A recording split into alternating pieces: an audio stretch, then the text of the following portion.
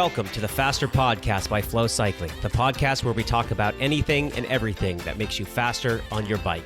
This is episode 28, and today we have Benji Marshall from Today's Plan joining us on the show. Today's Plan is a technology company who provides a coaching platform, cycling analytics, and business solutions for cycling companies. The analytics data in Today's Plan allows you to take a deep look at your training, which allows you to highlight areas for improvement. If you are working with a coach, Today's Plan streamlines the communication between you and your coach, making your training even more effective. Listen to this episode to learn how these features of Today's Plan and many more can make you a faster cyclist. Hey, this is Chris with FLO. When we're not producing this podcast, our team at FLO is designing some of the fastest carbon fiber bicycle wheels in the world. As a thank you for being a listener of our podcast, Faster by FLO, we wanted to offer you 20% off your next purchase of wheels at flocycling.com. Head over to our website and pick up a set of wheels to make you faster at your next race or ride.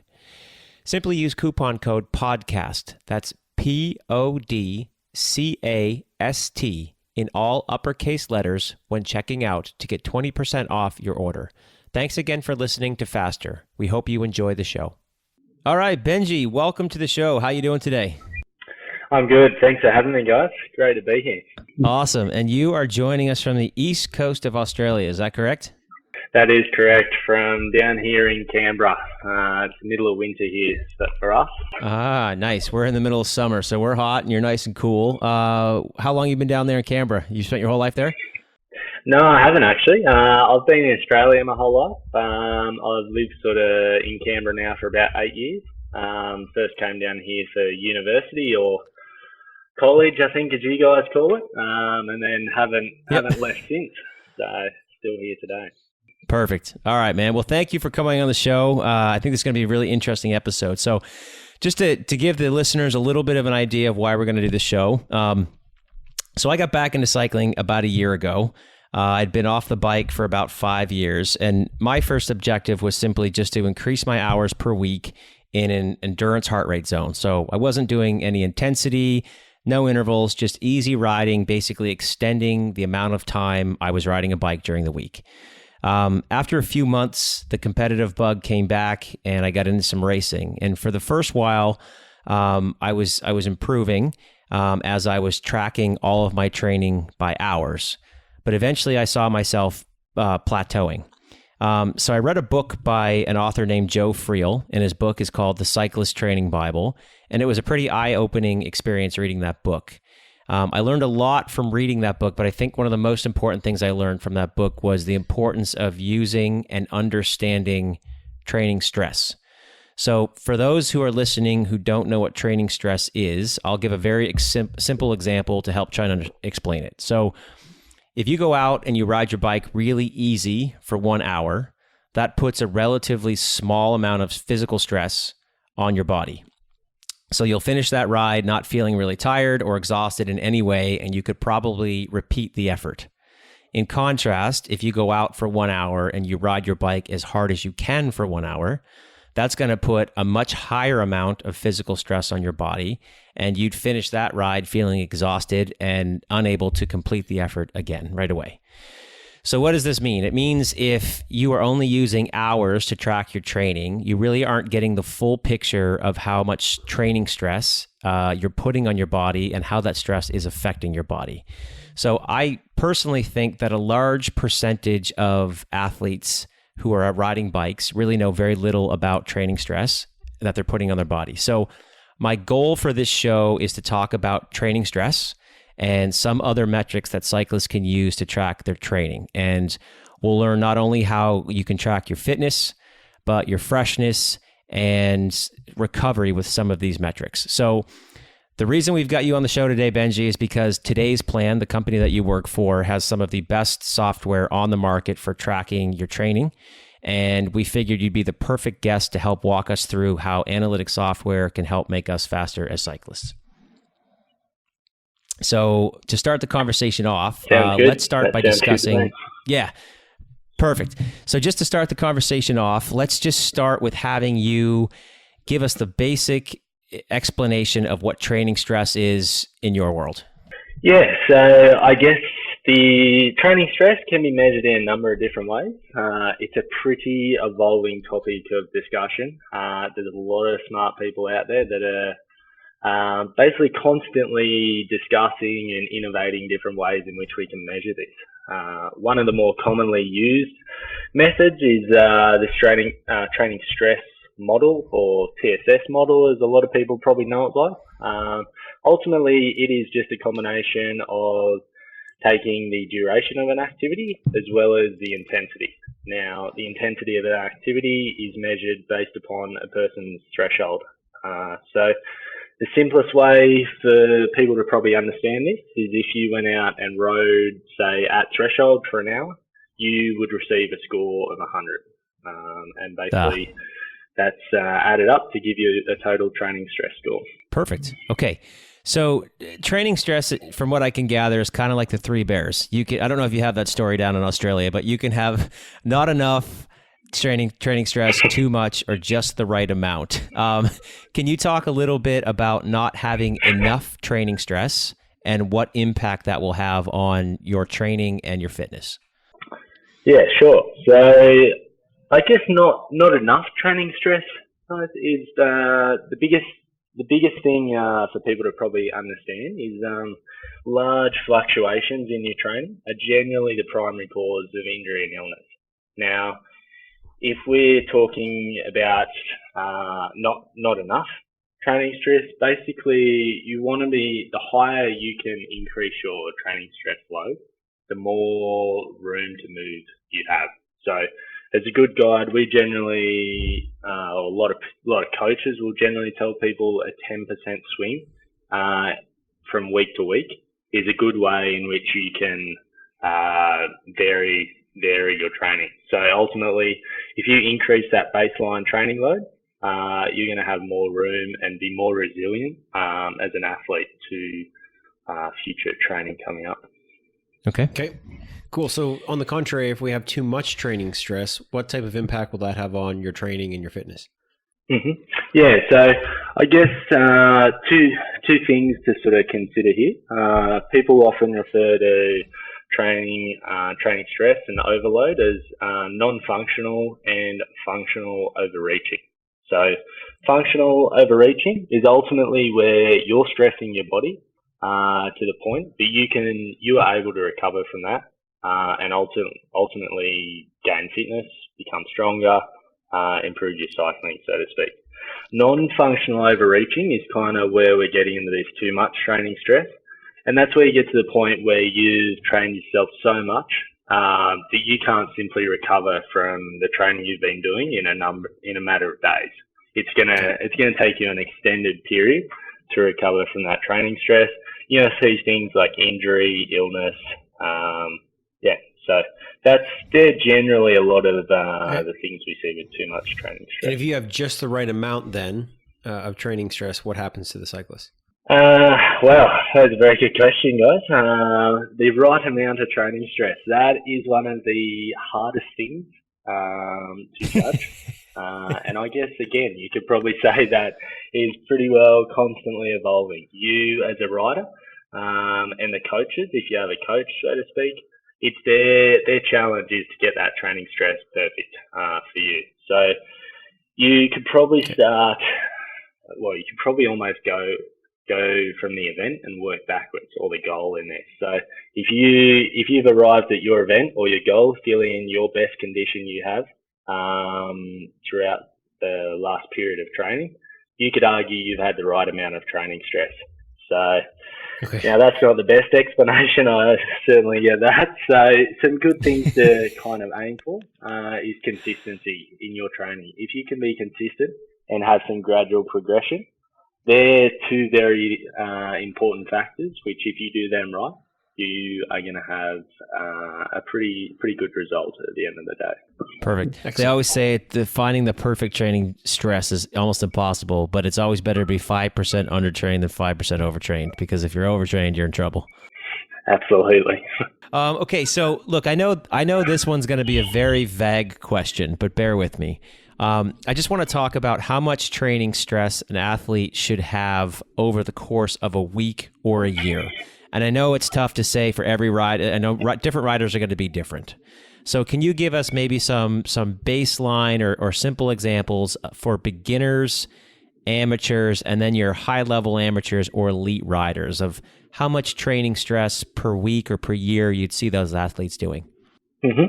Yeah, absolutely. So first of all, yeah, everyone is different, guys. You've touched on that point there, and that is a big thing there. Other things to consider. Now, I'll just stick to cycling in this example. But you do have, if we're using cycling as an example, off-bike training as well as on-bike training. Now, for the purpose of this, we'll just use on-bike training. So, generally speaking, someone who's a beginner might be looking at, I'll say 30 hours a month. I'll use a month as a guide. So up to 30 hours a month for a beginner, someone getting into it. Now, then you kind of moving to your sort of amateurs, age group type people. You can be dealing with anywhere from say 30 to 60 hours a month of training. Yeah. Okay. And then you've kind of got the high level amateurs, moving up into sort of 60 to 90 hours per month. And then if you're starting to look towards world tour riders, even that pro continental level rider, upwards of 90 hours a month. Almost at the very least for those guys. But yeah, like I do say, it is very dependent upon the individual. Guys. So there's some good guidelines there. Okay, and as far as TSS goes, do you have any TSS numbers that you could link to those? Yes, yeah. So we could probably try and as a weekly sort of guide. Yep. TSS numbers. If we're looking at the pros, those guys, depending on what phase of training they're in, they're probably consistently going to be up around that 1,000 plus per week. Whereas a beginner, they might be down around that sort of 400 to 300 TSS per week. But again, that is very dependent upon an athlete's threshold, if it's set correctly, number of factors there. So again, I like to stick to mainly just hours per month, as that's a very general guide, and yeah, users can start there. Perfect. Okay.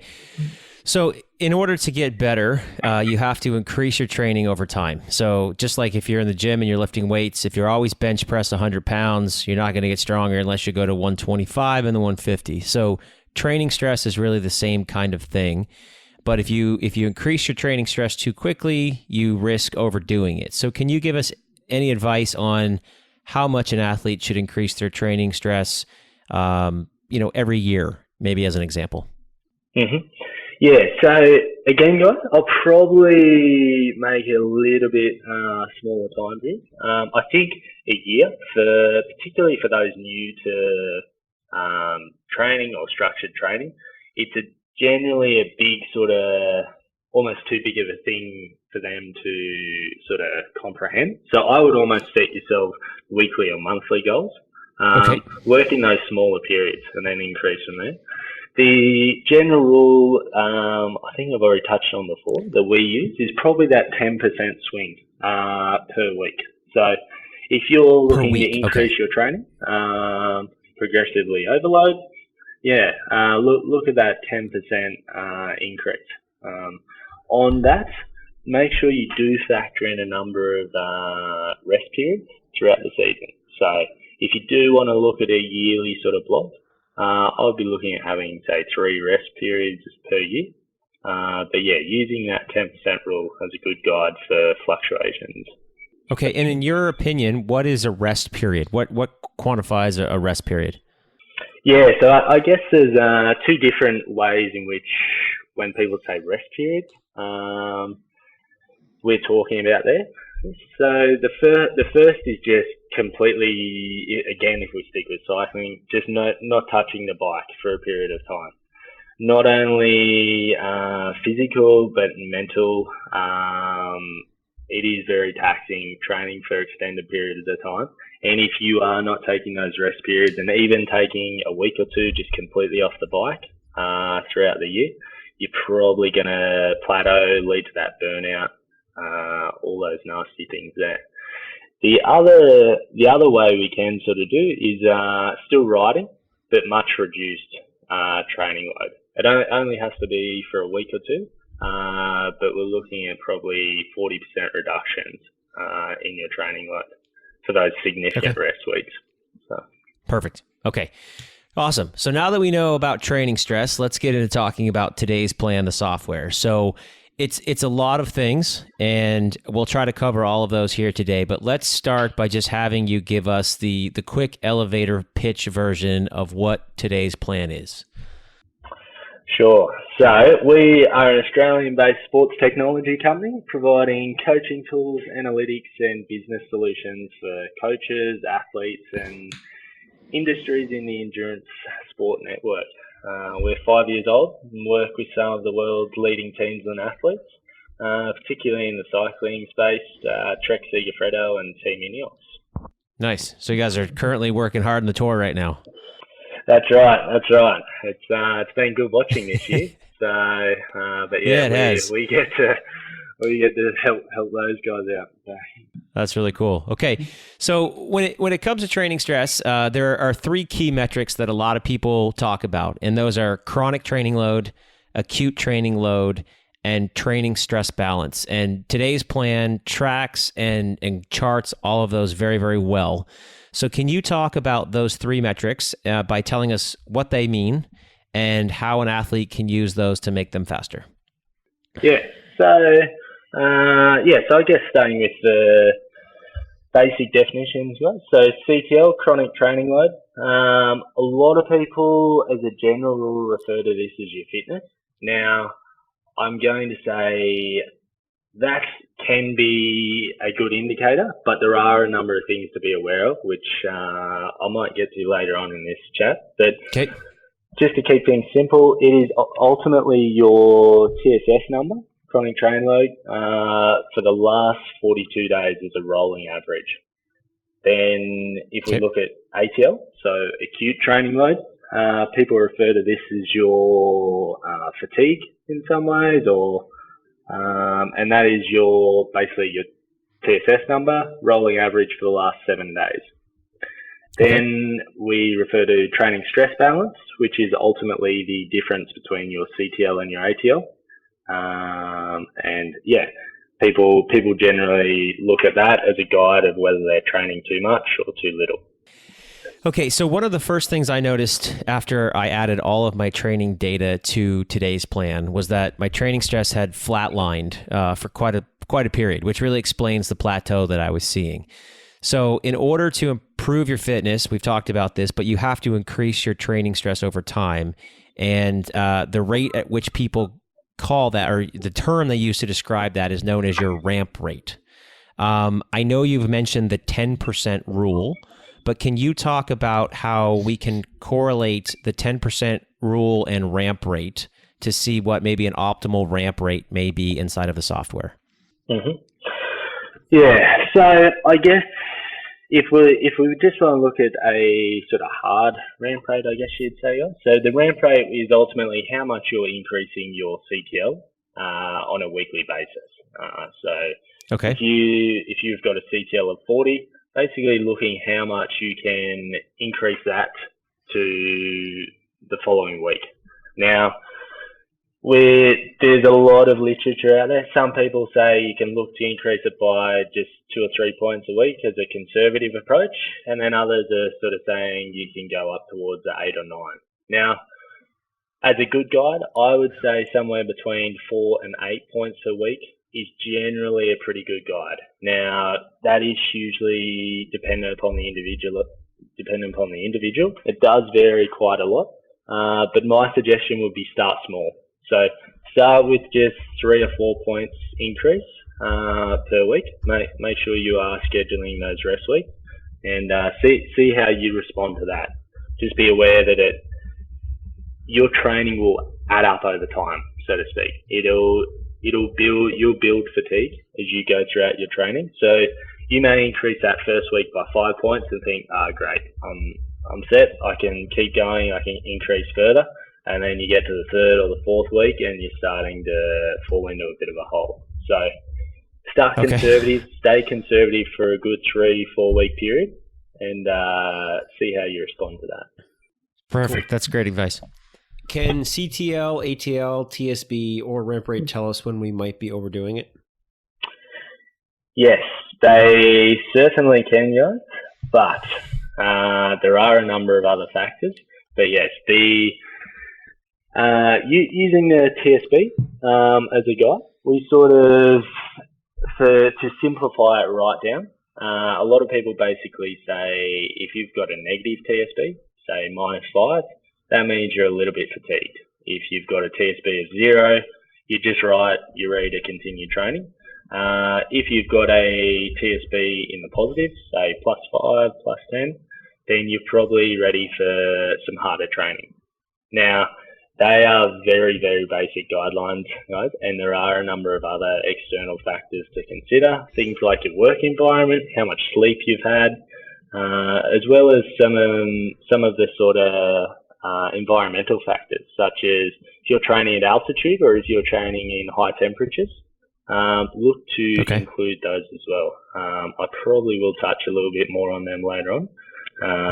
But yeah, they TSB, CTL, and ATL can certainly help guide you. Cool. Awesome. All right, let's jump into some of the other features of today's plan. One of the cool things that you can do with today's plan is track how your fitness is improving. Can you talk a little bit about some of the key performance metric trackers that you guys have built into today's plan and how users can benefit from those? And one example that comes to mind from what I've seen with the software is the peak power curve. So can you talk a little bit about that and maybe some of the other features that you have built in? Absolutely. So, yeah, we do have a number of features, guys. Now, as you touched here, that peak power curve is certainly one of them. There's a few different options in there, including peak watts per kilo as well. Now, our platform can be used with heart rate, can be used with power, or it can be used with a combination of both. If you are training with power, you can certainly have a lot more access to the various tools and really dig into some of the numbers. So one other key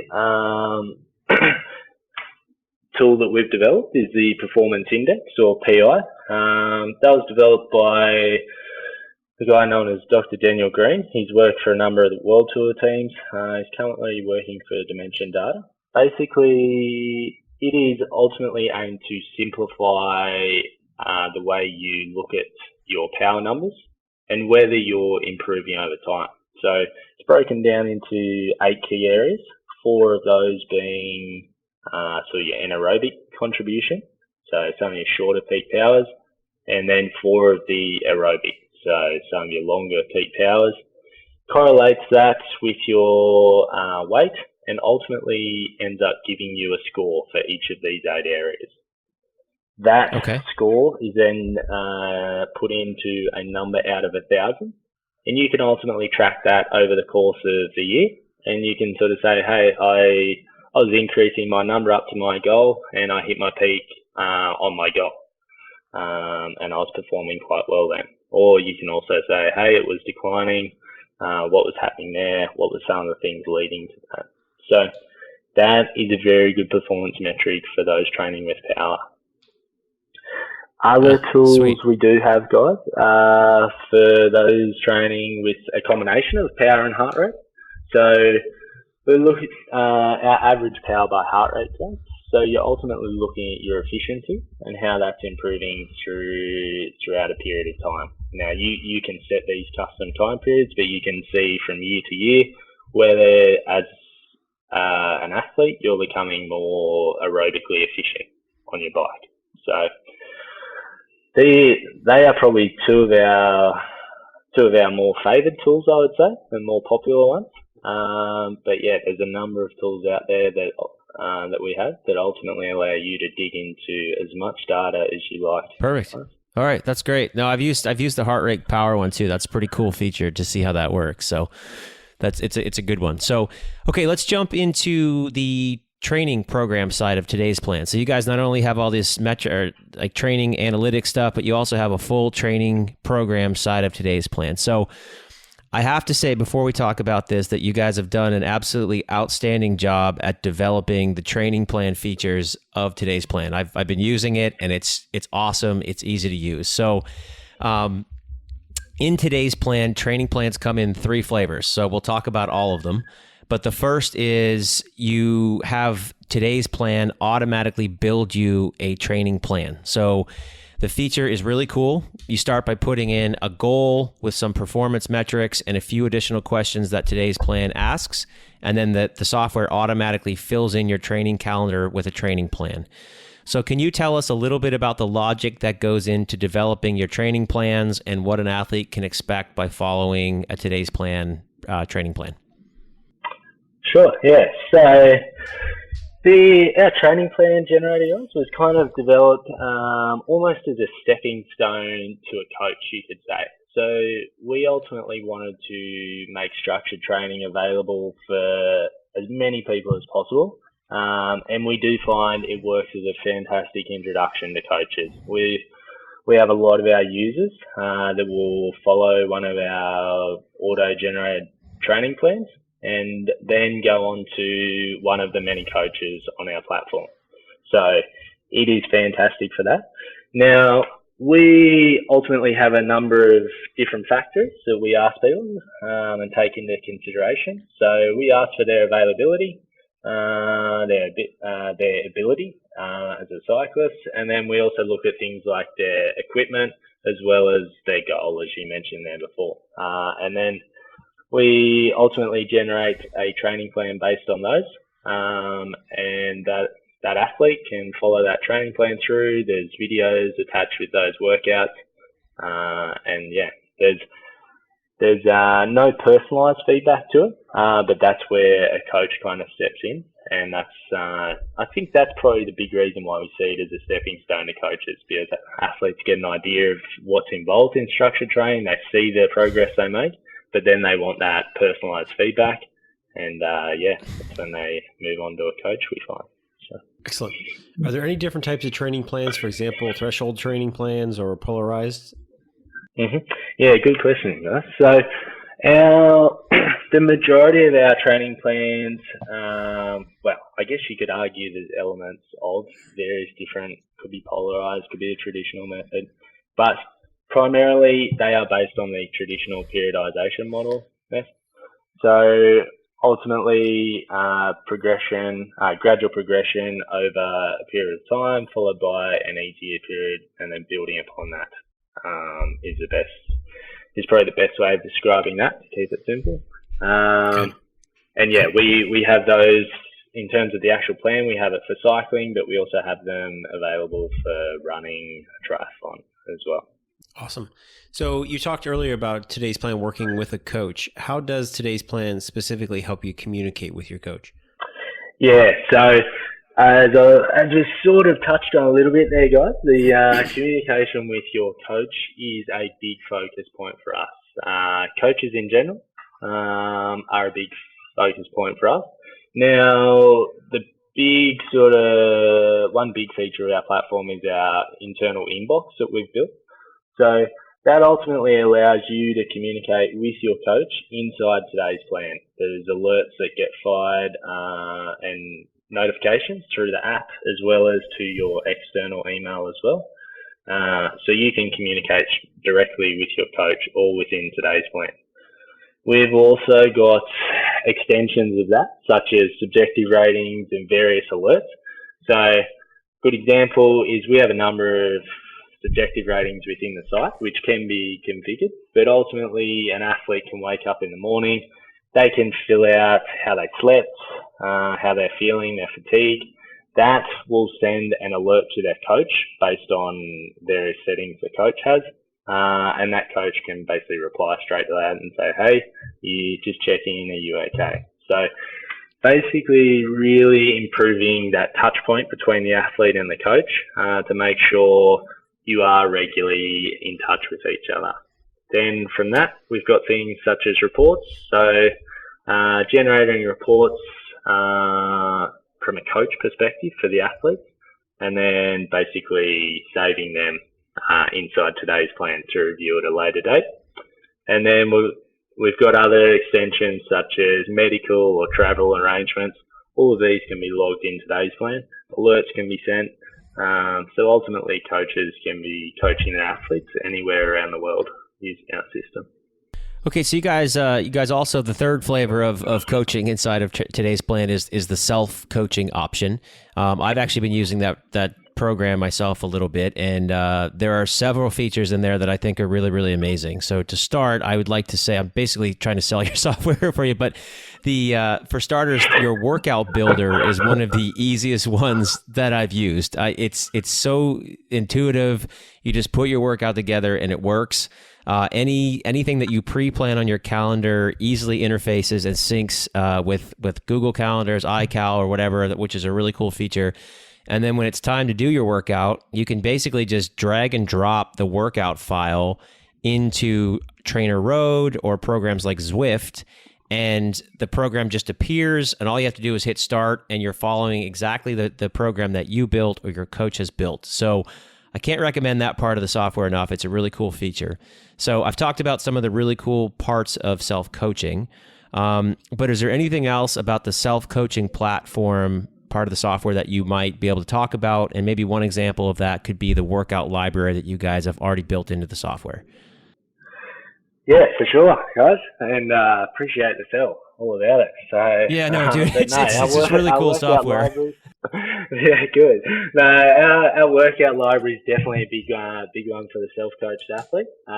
So yeah, we do have a number of our workouts which we've developed, which you can clone, you can use for yourself. This is also available for anyone who uses our platform. So we've got up to 1,000 different workouts in there at the moment. We are constantly adding to that as well. So those workouts are there for you to use and add.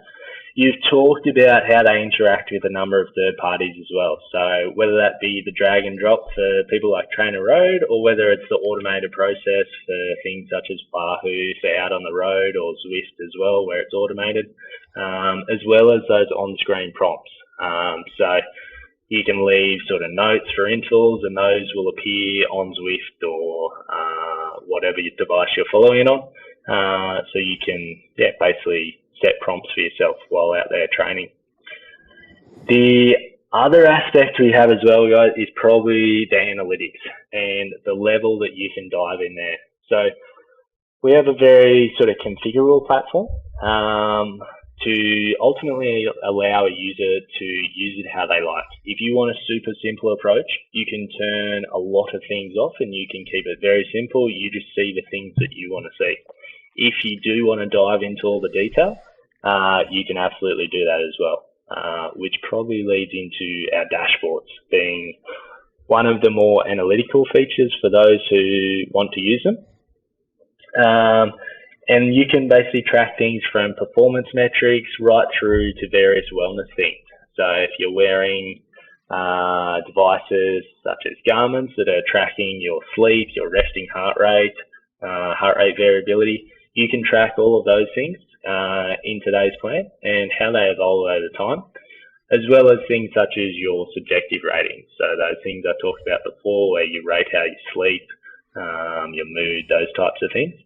So you can quickly start to pick up on some of those trends that's happening throughout your training, and ultimately lead to better performance for you on race day or whatever your goal might be. Perfect. Is there anything about today's plan that we're missing that you can tell us? I think we've touched on it a little bit, guys, but our coaches are a big part of us, for us. So okay. Ultimately, our platform was developed based, one of our founders was a coach himself. And so a lot of the tools you see in today's plan are for coaches. Sorry, guys. They lost my train of thought. Yeah, so our tools are developed for coaches. Though you see those communication tools within the platform, but also you'll see a number of different configuration options to ultimately allow a coach to bring their training methodology to life. So hugely configurable, and allows them to deliver a tailored experience to their athletes as well. So while it's developed for coaches, the athletes do benefit from these added features as well. And then another aspect, I think, guys, which a lot of people probably don't see too much of, the business solutions we have for industry or large-scale projects. So ultimately, we have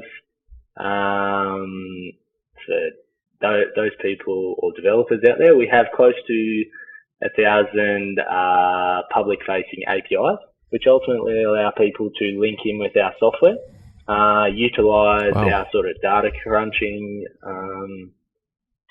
analytics, and develop their own sort of branded version of today's plan. So that is a big thing which we don't necessarily market, and the day-to-day user probably wouldn't even know that. But one example is Stages Cycling and Stages Link. So we've sort of helped develop software with those guys, and that's a big part of today's plan that isn't too well known, purely because you don't see today's plan. You see the branding of whatever business or industry partner we're working with there. How about the future of today's plan? Is there anything you can tell us about the future, things you're working on? Yeah, so probably as a good guide, we see at the moment coaches are constantly being challenged by the ever-evolving technology and almost tools available for the self-coached athlete. So that's, while they are being challenged by that, they are also being provided with a number of different solutions, as well as new options that just haven't been possible before. So we are looking into that, as well as seeing various options for the self-coached athlete and how they can potentially interact with coaches, or how they can interact with other clubs or members within today's plan. So they are just some of the things we are thinking of at the moment, guys. And as if you have been on today's plan for a little while, you've probably seen we are pushing updates pretty regularly to our platform.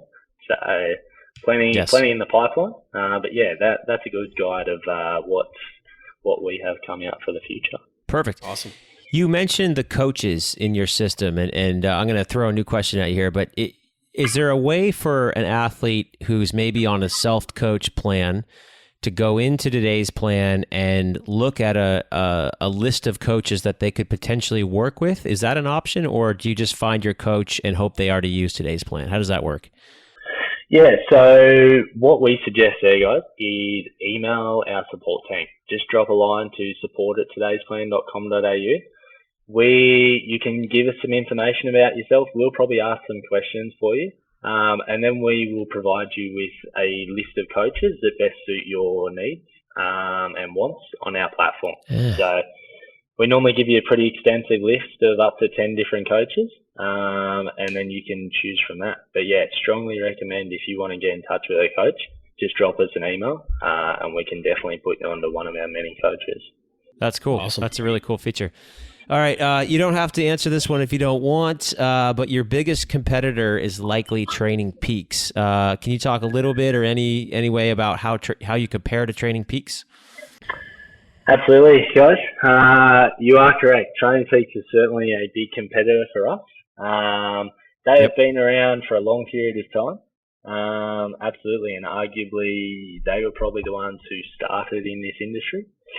However, we compare in quite a few different ways and a few key sort of differences.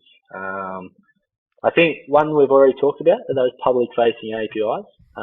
Having almost 1,000 of those ultimately allows us to interact and basically provide solutions to people if they want to develop their own platforms and utilize our systems. So The communication as well is a big thing, guys. That internal inbox and the various alerts which get fired, they are very big touch points or winners for us in that regards. And then we talked about the subjective ratings and the configurability. So we allowing ultimately coaches to tailor what they deliver to their athletes, as well as tailor what they deliver to their other associate coaches. So for those coaches who are working with multiple different coaches, they pretty much can create their own environment within today's plan, and it will just be their environment. So they are some of the very key differences. I could go on for quite a while, but I'll cap it at that. All right, that's fair. Yeah. Okay, so we're getting close to the end here, but we have a famous question on the show, and we call it the Watt Point question. And the idea is, if the listener follows all of the advice given by the expert on the show, how many watts will that add to your FTP? So we always use a cyclist with a 300 watt FTP. So let's give two scenarios. We've got a guy who has absolutely no window into his training. He just goes out and ride his bike. He's not thinking about how much training stress he's doing. He doesn't know what his CTL, ATL is. He just rides. Now he comes in, he uses today's plan. He's got some good metrics going on. He has a good view of what he's doing with his training. How many watts is that worth to a 300 watt FTP? That is a very good question, guys. Do I have to give my contact details as well? No, to answer your question, we'll give you a year. I would pretty confidently, to pretty confidently answer that question, I would say you're looking between 30 to 40 watts. If you are able to be consistent and follow a training plan that is sustainable for you.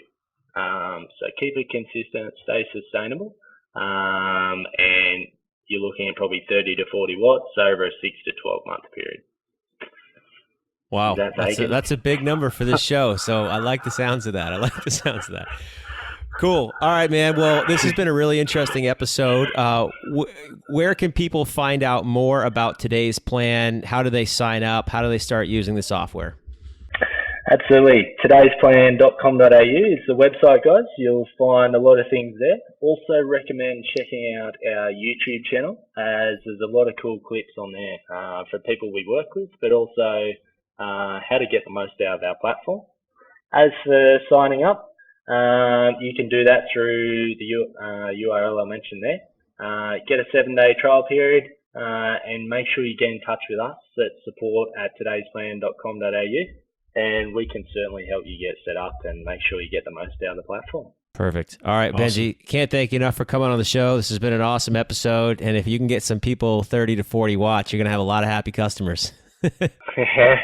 Nah, thanks for having me, guys. It's been a pleasure, and I really appreciate it. Good luck with All right, take care, man. Great chat with you. Bye. Bye. Hey, this is Chris with FLO. When we're not producing this podcast, our team at FLO is designing some of the fastest carbon fiber bicycle wheels in the world. As a thank you for being a listener of our podcast, Faster by FLO, we wanted to offer you 20% off your next purchase of wheels at flowcycling.com. Head over to our website and pick up a set of wheels to make you faster at your next race or ride. Simply use coupon code PODCAST, that's PODCAST, in all uppercase letters when checking out to get 20% off your order. Thanks again for listening to Faster. We hope you enjoy the show. Thank you for listening to this episode. Be sure to listen to episode 29 for an interview with Alt Red to learn how a patented beet extract can help you become a faster cyclist. If you enjoyed the show, please help us by sharing our podcast and by leaving a rating or review. If you want to learn more about our company, FLO Cycling, please visit us online at flowcycling.com. That's F as in Frank, LOCYCLING.com. You can also find us under FLO Cycling on Facebook and Instagram. Until next time, ride safe.